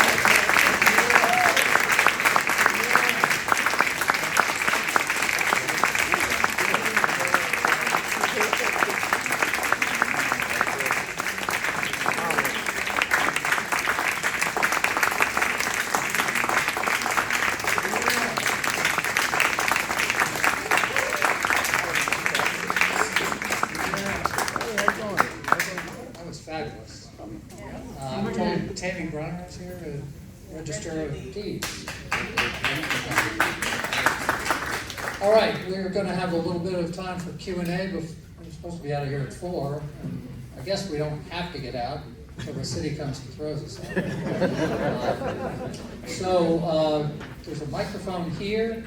Somebody wants to ask one of these folks a question, that would be nice. Otherwise, I'll give the mic back to Tallulah, because she was on a roll. And, okay, somebody is getting up now. Is that Joe Sampson? All right. I just want to talk about one of the creative. When it was proposed. We got who was on city council right there. Ralph Campbell was on city council. They invited me to the meeting. They promised black vendors. They hadn't had a damn one. Amen. That's not We a don't question, but yeah, have, okay. we don't have integration. We have desegregation. The only thing I know is different is we can drink from the same water fountain. Last high, first five. Amen. Tell us your name if you wouldn't then. Sorry. Rebecca Burmester. I do not live along New Bern Avenue. I worship south of the Western Boulevard corridor. I'm very concerned that what happens on New Bern will be impacting the Method Road community before we know it. I think that if you want a perfect example, you look at Dix Park and what has happened in the areas surrounding that. So my question is, how do we effectively get this message out to the entire community of Raleigh, because they will come for us? Wow. I'm gonna hand this to Wanda when she's. Oh, here she is. Yolanda, all right. And I don't know if Livable Raleigh has done this, but it's been brought to my attention that even the website, the city's website, is not clearly and accurately reflecting the planning board decision.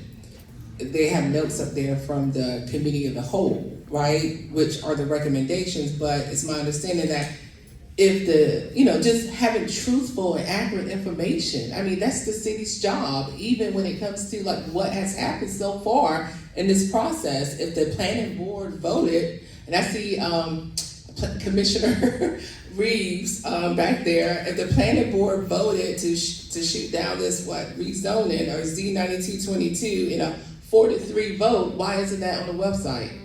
So, just having truthful information on the website is a start.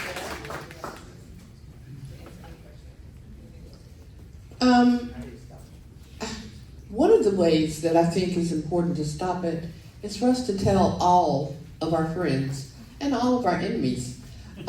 Because, as Rebecca said, they're coming for you too. I lived in Oberlin, and you can't tell it's Oberlin. I moved in Oberlin in 1990. It was a black community.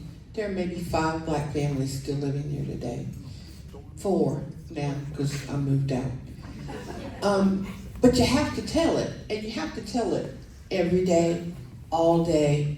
And you can't necessarily tell it from Livable Raleigh's fine, but I get called a NIMBY and you have to go find listservs, because there are listservs out there where people are talking about different things that are going on in Raleigh, and only their viewpoint is told. And so you have to start telling the truth. And you have to say it loudly and forcefully. And you have to tell your neighbors to don't not care. Because I heard last night, that black people didn't come to the meetings. Meetings been going on since 2019. We don't have the same luxury of going to a meeting that most white people do. We work 2 or 3 jobs for a lot of us in order to pay our bills. That doesn't leave much time for eating, sleeping, and peeing. And you try to fit in what you can, but you can't go to a 1 o'clock meeting. And you can't necessarily, if you're riding the bus, my children, one child just got a car, but they've been riding the bus to work. If you work out Glenwood Avenue and you have to come from Southeast Raleigh, you have to take a couple of buses to get there. And then you have to take a couple more buses to come back home. We're talking an hour and a half to traverse one way. And that's if you're working kind of close to the downtown area. But if you work further out where the bus station go, where the buses go, it takes longer. When do you have time to do any of the rest of this? And you've got children to take care of, and you've got elders that can't afford to go and live in an assisted living facility. So you've got to have somebody to come and help take care of that. We don't have time. And we are tired. You don't know how tired we get and how stressful it is to try to figure out how to make every little end meet. And you can't figure out how to put those pieces together. Did you hear me say that when I sell my house, I have to pay back? I have to pay a child back for moving out because I couldn't afford to do it. I couldn't save money on what I was making. And you heard what I made. I thought it was a good salary. So we gotta tell all the stories. We gotta tell all the pieces. And it doesn't matter how it feels to us to tell it. It's the pride that keeps us from telling our truth sometimes. But the other piece is people listen to it and they take it and they run with it. And they say, look how sad that is. Well, your sad might come. There's stuff you're holding in too that you're not telling. It's for all of us. Tell the truth. It's about the truth. Can I borrow your husband? I need that. Get the word out. I would suggest that, that the city makes it their first thing, right? Before you can move forward, that you have to have a certain percentage of that population engaged, and you have to have it recorded and presented before you can move forward on the vote. They can put intention into it. We have all these fairs downtown during the summer. Why don't we have city staff passing out pamphlets, passing out brochures, talking about the different issues and educating people that way, instead of making a situation where you have a one-stop shop, you have to come to this event this day. If they really, really put energy into it, it was a priority, they can get the word out. So I want to give Candace 2 minutes. I want to make one point about CACs. There's a sore subject, right? Over the last 4 years, we have seen our mayor, with the support of city council, serially eliminating every avenue for community engagement on issues. The reason that people don't know about this thing, this rezoning case in this part of town, is the 8 CACs that used to exist here and meet and talk about this kind of thing with city officials, 7 of them are gone. And the ones on this corridor are gone. The city council committees don't meet anymore. Mary Ann gavels you down if you show up at a city council meeting to say anything useful about any issue. She doesn't want to hear it. Don't get me started on Mary Ann Baldwin. All right, that's enough. Alright, we need to hear from Yeah, let's take one more. Take a few more. Okay, go ahead. Good afternoon, and first of all, I want to say thank you all for what you're doing. This is very important, but it reminds me of a few years back when Dorothea Dix Park was first being formed, and the city knew what they were going to do to obtain the land for the park. But first and foremost, they moved all of the citizens out of the community, and then when they wanted to form the park, they had none of us on the committee. I went to the subcommittee meetings back then, and one of the organizers said to me, who was with the city, said to me, he said, well, Jared, why do you think we don't have enough minority participation? You're one of the only 2 minorities who comes to these subcommittee meetings. I said, because you don't advertise to us. You don't advertise where we listen. You don't advertise where we live. And you push us out of the community only to invite us back. So it's all done by design. I want to say that. And I want to say thank you, Ms. Carlton. I had the pleasure of coming to your home and getting your book last year. I appreciate you so very much and enjoy the book as well. But my name is, like I said, Jared Allison, and I am running for City Council District C. I filed my organization paperwork with the Board of Elections already, and you can count on me to do everything I can to reverse both of these projects when I'm elected. So I support you all in everything you do, and I say kill it now. And I do have a history of standing up for what's right. You can check that out. Thank you. All right. I know you. Yeah, good afternoon. Eugene Myrick, Southeast Raleigh resident, Billmore Hill resident. I totally, first of all, I just applaud all of you ladies for being up there and speaking truth to power. I was the big mouth in the opposition of the Shaw University rezoning as a Shaw University alum, because BRT is coming down Wilmington Street as well. And it endangers our history, and Black history is American history. You're endangering Leonard Medical School, the first 4 year in the country, not just at HBCU, Pope House, Tupper, all those things are in danger. And as a Southeast Raleigh resident, in opposition to that rezoning, I spoke about the flooding that we experienced. My 80-year-old neighbor was out there just pushing water away, and I called the city every day until they came and shut down the sewers on our block. So I'm like, okay, we don't have to experience flooding, not realizing when they closed up the sewers on our block, now all of my neighbors on the next block are literally flooding over there as well. So it's more than just the BRT and all of this rezoning, the building of these hotels that do not require parking. So they want to build a 12-story hotel by the Masonic Temple, 120 rooms, but it doesn't require parking.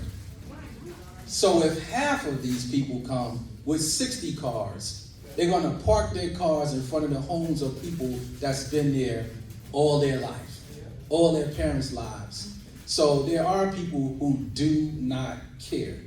I'm not going to be one of the people who constantly complain, and I'm going to find out who's running. I'm going to find out what that young man is running, what his stance is, because I believe if they're not doing the job, they have to go. And in regards to what we're dealing with this, another thing that people really need to keep in mind, the mayor is bringing in someone from the Bloomberg School of Business at Johns Hopkins, who's going to be stationed in the mayor's office, but not paid by the city. And the problem with that is, if y'all don't know, Mike Bloomberg, we called Mayor Stop and Frisk in New York City. Because black people, Hispanic people will stop and frisk just because. And we're talking about now. Mayor Stop and Frisk. So now from the Bloomberg School of Business at Johns Hopkins University, putting somebody in the mayor's office to help out with minority issues. Bloomberg did not assist us, they monitored us. And these things need to be spoken about.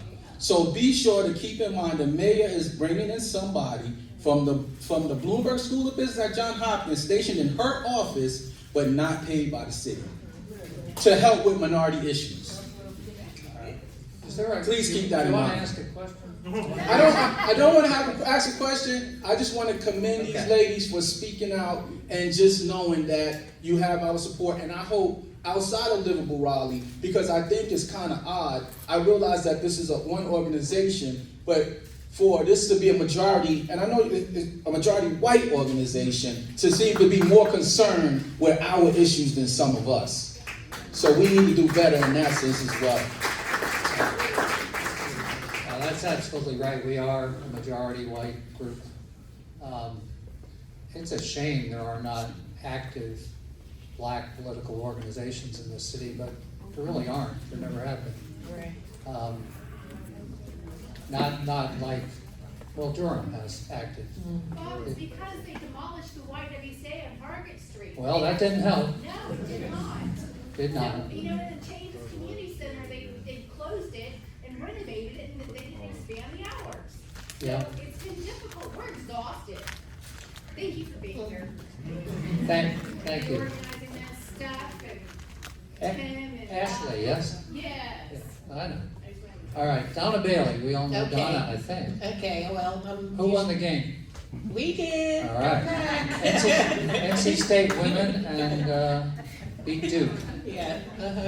Okay, my name is Donna Bailey. I'm a very proud member of Livable Raleigh. I've tried to be a citizen activist, and you're correct. 4 years ago, when Mary Ann came in, she has systematically been trying to silence citizen resident voices from the very first act of defunding CACs, which had a 50-year history, and you know, they weren't perfect, but they were an awesome voice, and this would have been a perfect example of community members being able to get information at monthly meetings that has been cut out. And what I want to say to the counselors that are here, you have the power. You do not have to follow Mary Ann. We know that Mary Ann is corrupt. You can, and I have said this often when I speak, there are 7 of you you can ignore her, because where she is coming from is not for the good of the people of Raleigh. They benefit the development community, and that is maybe 1 or 2% of Raleigh. We need strong people on council who represent the community. So you have an opportunity to do the right thing here.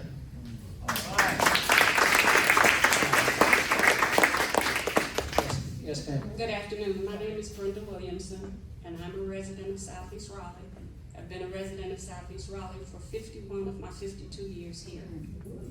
I used to live in the neighborhood black community, and then I lived in a predominantly white community, a black community. And now I live in a white community, and I haven't moved. Predominantly white. That's first. Secondly, there is an organization in Raleigh, the RWCA, that has perhaps that needs to be something the BRT needs to be put on their radar to look into.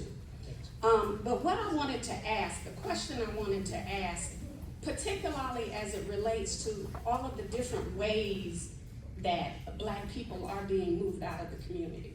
And one of them relates to the taxes that Carmen spoke to. For those people whose taxes got their, the new thing and it's gone up expeditiously, what is there for them, to be able to pay these taxes? Or do they sell their homes and move out? And then where do they go? Because they can't afford anything in the Raleigh area, around the area. But for those residents who have lived, legacy residents who've lived in the area, I might be able to make some adjustments and I won't have as much money to do some things that I wanted to do and pay my taxes by the time the insurance goes up. Then I'll be staying home a lot. But for those residents who can't do that, what do we do for them? If they, you gotta make no money to be able to take advantage of the program that the city has.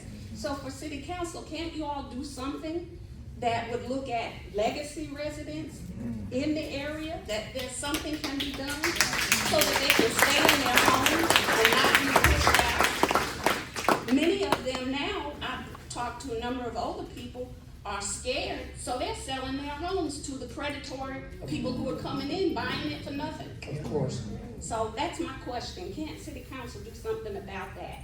In other communities, things are done. If you can. No. Megan Pat. Hello. That's a vibrant mic. Hello. It's a great question. I'm Megan Pat and I represent far northeast Raleigh, District B, all outside the Beltline. It kept us Headingham though, so this is an issue that's important to me. But I think it's an important question speaking about how property taxes, we all, if you own property, you have just been notified of a new valuation. I want to be clear that the valuation is not the same as the tax rate. So the city council will be presented, all the municipalities in Wake County and your Wake County commissioners will be presented with what's called a revenue neutral rate. So right now in Raleigh, it's 43 cents per $100. Our fiscal analyst will assess a number lower than the 43 cents per 100 that would result in having the same budget that we have. So they'll say if you lower the property tax rate to X amount, and I wouldn't want to say a false number, then you would end up with the same amount of money you had last year. And then the council will choose to adopt that rate or not. So I don't want you to, if you got a letter that says your home is twice as valuable, I don't want you to spend time panicking saying, okay, my bill is gonna be twice what it used to be. But the bill is gonna go up. Maybe. It's going up. The county has already adopted their rate? No, I think they'll adopt it when they adopt their budget. No, but it goes up every year. Yeah. So it will go up. So then, what do we do for our friend? Why can't the city council like, can the city council lower taxes for some people and not others? We're prevented from doing that. No, you're not. You are, the state doesn't allow it. Oh, that's right. Yeah. So if we get good representatives in the state, they can help us with that. Eventually, not now, but hopefully. In time, if we build a representation at the state, then we do that. At the city level, we have to tax everyone at the same rate. So there are county programs. There's the homestead for elderly folks and disabled folks who make under a certain amount. You can have your property tax abated. Disabled veterans. There's also deferral programs where if you think your situation might change, you might be able to defer it and pay back later. There's also payment plans. So there's a number of options for folks. There are some things that we're intrigued to look at that are like, they're called grant programs, right? We can't say, don't pay your bill, but we could say, if you pay your bill, we'll pay some money back. So it's a kind of a weird workaround. That's all local government is like finding the side door into the public benefit, because we're prevented from doing a lot of things. So that's something that we're looking into and could explore. There's also utility assistance programs, so if we can help make your water bill lower, does that free up some of your other money? So, so those are some things that are available, and I'm happy to talk to you personally about your own situation if that's of interest.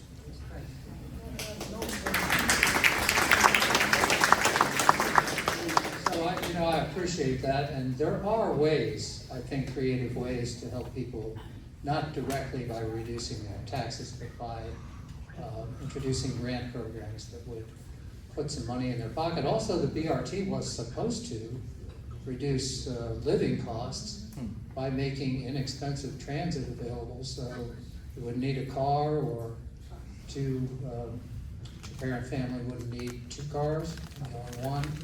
But if you're pushed out of the corridor by the rezoning, that's not gonna help you. So that's kind of the basic problem with Z92. It not only doesn't help, it's pushing people out. So now, yes, Josh. Hi everybody, my name is Josh Bradley. A couple of things real quick and then a question. First of all, Wanda wasn't independent, but of all the people that ran for city council in the last election cycle, she was the best of us. And it is a crime that because she doesn't have an ID by her name in this city, that might have hurt her. Because you don't vote for team sports, you vote based on the platforms. And I've just got to say, and it drives me crazy when people say that she's an independent, Wanda Hunter is the best person that ran in any municipal election in the last 2 election cycles. So I hope she runs again. If she does, please vote for her. Okay, that's one. Thank you.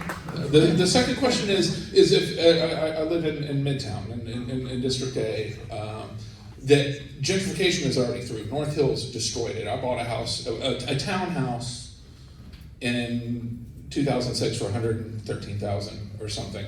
And now it's valued at almost $300,000. So my taxes are going up. And the city council has since zoned luxury condos around Shelley Lake. Right, there are like 3 neighborhoods left in North Raleigh that haven't been gentrified, and in my neighborhood, about half of us rent. And when property taxes go up, rent goes up. And I live in one of the few relatively diverse neighborhoods in North Raleigh, so it's going to happen, and they're going to push it. And we need to stop. We need to stand up and stop it, because the people that are coming in here don't care.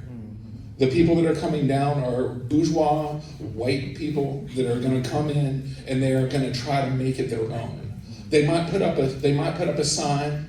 They might say, "Remember here when black people used to live here?" No. Is that good enough for everybody? Because we can't let that be good enough for everybody, right? And my question is, how do we as a city turn the conversation around affordable housing to actually low-cost housing? Because the housing bond that we passed that was only $80 million isn't going to benefit primarily the people that are at 30% of the AMI or below. And then after that, the city passed a parks bond for $240 million. So how do we convince the people in this city that it's more important to provide housing for people than it is to provide parks for dogs? Thank you.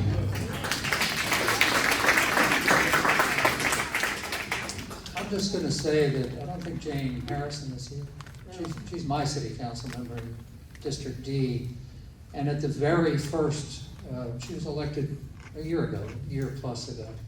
And at her first meeting, she said, I think we ought to have an affordable housing summit and a task force to figure out how to finance affordable housing, new affordable housing, not just at 60% AMI, which is a pretty high income, but 30% AMI, 40% AMI, as the city was promising this policy would achieve until they stopped promising and scrapped the policy. Yeah, well, so Jane made that proposal at her first meeting. That's more than a year ago now. Marianne ignored her, and staff has pushed back on her since then. It hasn't happened yet. It needs to happen before anything like this rezoning proposal occurs, because once this is approved, development will sweep in, and then we'll all be going, but wait, we have to figure out how to finance affordable housing, and it will be too late. Yeah. So with that, anybody want to add to that? I agree, but yeah, I definitely agree there needs to be a conversation about low-income housing, especially because we know that was about to happen to Heritage Park. You know, public housing, you know, we can't depend solely on public housing to provide housing anymore for those who are at 30% of the AMI and below, because I don't even think HUD really gets equity. I mean, their model is mixed income housing. Arguably, Heritage Park is already in a mixed income neighborhood. But, you know, the plan is to demolish that public housing and rebuild it back at mixed income. So yeah, definitely, you know, these are complex issues, so definitely some, it sounds like a good idea. But I wanted to address Megan as far as like the tax issue, just to say that, yes, it's a state issue that needs to be solved at the legislature angle, but the city can have its own legislative agenda, is what we were talking about. So if the city has a legislative agenda, then they need to add that topic of protection for, I think you were saying, legacy residents, long-term residents, and advocate for that.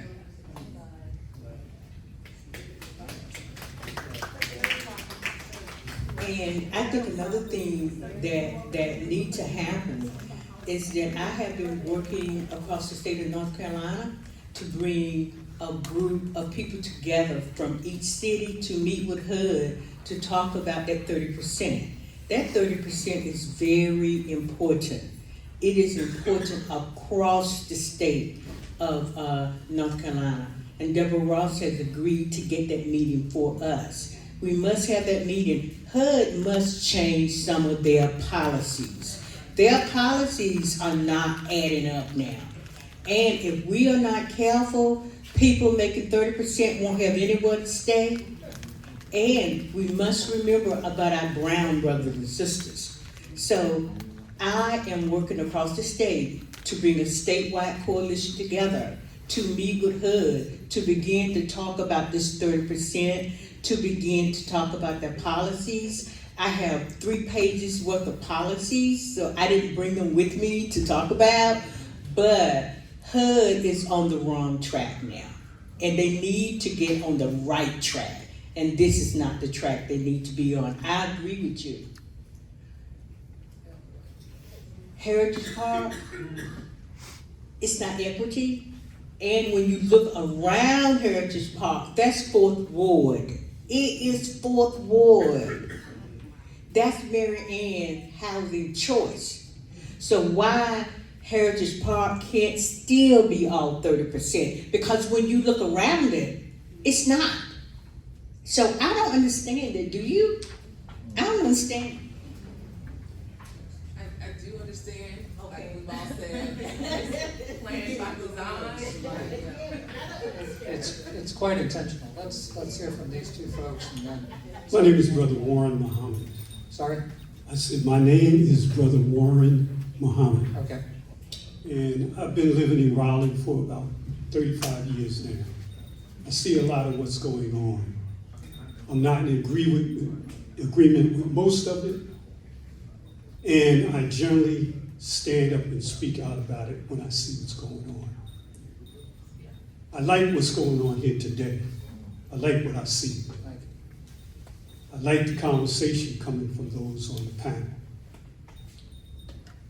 What I would like to suggest for those that are here is that we don't wait for a meeting to occur before we get the process going to change the things that need to be changed. I went to some place yesterday, and one the day before or so. Healing. I mean, I want to know, who is it that can heal what has happened to me? They talked about it. We had a conversation, round table, but still, who can deal with the healing that I face and need? Now, each one of us in here are responsible. And we need to encourage everybody in the city. This room should not have any room for anybody to breathe. That's what it should be. And I think that one of the things that happens is when the meetings are called, like I meet with Biltmore Hills community. They're having big problems over there. The city is charging them every time they have a meeting. They give them 4 meetings a year. Right. But the people need to meet there. They really need to meet every day. And I'm saying that you got to take a better stand in this. People think voting is the only way to change things. That's not the only way to change. The change is for us to come together all of the time to deal with these problems. Not when we see that they're beginning to hurt people or people are losing their property. We need to deal with these issues all of the time. And we cannot leave it to the city council to do this. We cannot. You're right. If we don't take it in our own hands, it's going to continue. I would guarantee that if we do not continue to deal with this corridor issue, it's going to happen. That's all I got to say. All right. Well, thank you. I did want to mention something. Yolanda said the vote of the Planning Commission is not on the city website. And I know when I looked for it, okay, then it's still not on there, but the vote was 4-3 to reject it. And everything that's on the city website was about how the committee of the whole had passed this resolution and that resolution. Well, they passed those resolutions before they finally voted to say, don't pass any of this. So have resolutions about avoiding displacement, have resolutions about intentionally planning for the inclusion of affordable housing, but don't start with this. Because if you do, none of those studies are going to mean anything. Frank Helema. Frank Helema. I just want to say how good it feels to be in this room today with the 5 speakers and what Livable Raleigh has done. And I have signed up to speak on January 30th, and whether it's 1 minute or 2 minutes or 3 minutes, whatever time I have, will be devoted to a Harvard study which was published in the Journal of the American Medical Association in September, and this is published on the Livable Raleigh website, that documents that in neighborhoods undergoing gentrification, the gunshot injury rate increases by 88%. And so, as a follow-up to the previous gentleman, one of the next things we can do is for every one of us here to try to show up January 30th at City Council and to let this message reverberate. Thank you. So that's a great note to end on. January 30th is a Tuesday. The hearing is at 7 o'clock. The other side, meaning the city itself, will get an hour to pitch you what a good idea this is. We'll get an hour to talk them out of it. But as I said, we've talked to city council members individually. We hope that they will not take any action that night, that they will study this thing carefully and see it the same way we do.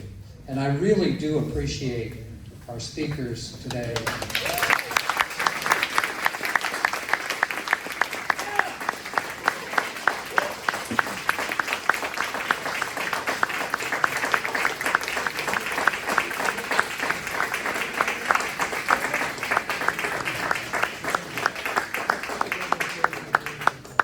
Just leave it at that. We have door prizes.